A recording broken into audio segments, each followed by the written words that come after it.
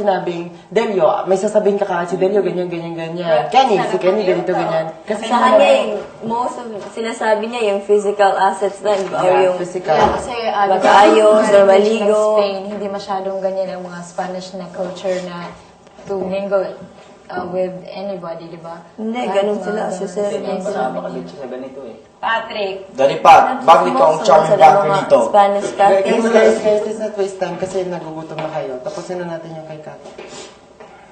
Di kinakilala, tahimik, physical qualities. Totoo Ano pa? siya. Totoo siya. You think na totoo talaga Oo, siya? for me personally, I think yung sinasabi niya is totoo, pero she's still holding back. Yeah, May she's mga holding iniiwasan back. pero May konti. Hindi lahat. Hindi May lahat. iniiwasan lang siya. Pag hindi maganda, hindi niya na sinasabi. Ganyan na siya.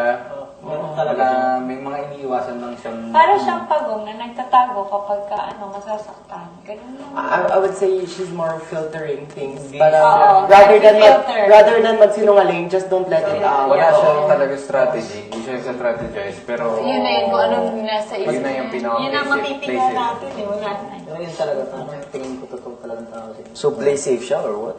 No, Wala nag-filter siya. siya. Mukhang ganun, in real life mukhang ganun din siya. Parang, Kaya sinabi naman din, di ba? Kasi yung sa experience niya. Pero hindi, in fairness talaga, minsan talaga nagsasabi si Mami Kat kung ano talagang tingin niya sa'yo. Minsan. Sobrang Oo. minsan.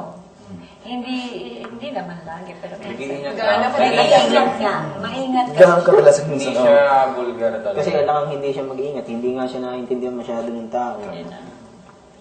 First time niya na maraming Pilipino kasama.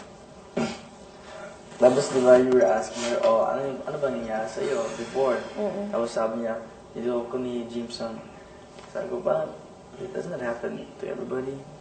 Baka iba ba? Di ba din siguro takot siya makilala kasi parang she's been there, niloko na siya at alam, she has an idea na yun din yung mangyayari dito.